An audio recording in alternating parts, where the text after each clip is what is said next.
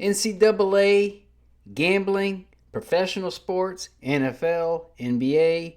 We've already had all this come out, MLB. So what's going to stop this from happening? I guess closing down all these sports because of the whining, and who cares if they're gambling, right? Okay, so they're affecting other people's pockets. They're affecting their own pockets. This is not going to stop, and it probably is going to get worse. So let's talk about the 17 or more, actually there's going to be a lot more, the more this unfolds, of point shaving and making money. Without further ado, let's go ahead and check this out. We have breaking news. The Justice Department is announcing new charges against 17 basketball players in a sports gambling scheme.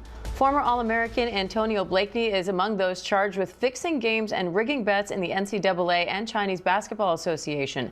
Chief Investigative Correspondent Aaron Katursky is here for more. Aaron, this indictment says 3 of the defendants also recruited other players to help ensure that the teams failed to cover the spread. So how far did this alleged scheme go? This was a widespread 3-year scheme that federal prosecutors charged today, Diane, and it says that 29 Division I men's NCAA college basketball games were tainted by this point shaving scheme, where the athletes, certain basketball players, were paid a bribe anywhere from $10,000 to $30,000 a pop to underperform.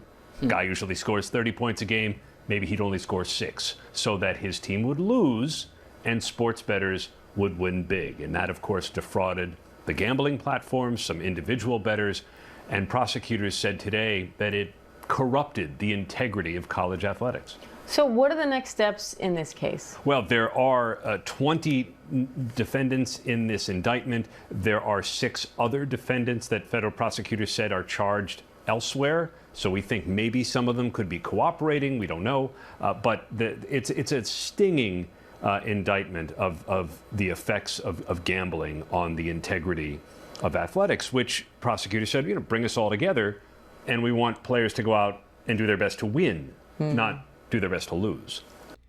Now, here we go. If you don't see this or knew or had a feeling that this was happening, you're fooling yourself. When it comes to Vegas, when it comes to all these sites that are doing not only individual stat manipulation along with teams overall winning and losing, just like the NFL, whenever they have 50 on the board and the over-under's 51 and they missed the field goal wide right. I mean, everything is just, it's very bad for the sport, but it's not going to stop. And I'm going to say this, it's going to get worse. It's going to continue to get worse because the money's going more and more and more.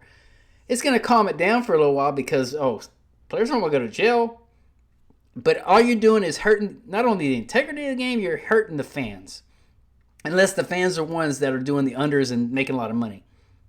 That's my opinion, though. But this is aggravating because I like and enjoy sports myself. This is garbage, no matter how you look at it. I'm sorry to see it happen, but you can't stop it, and it's never going to stop. Other than that,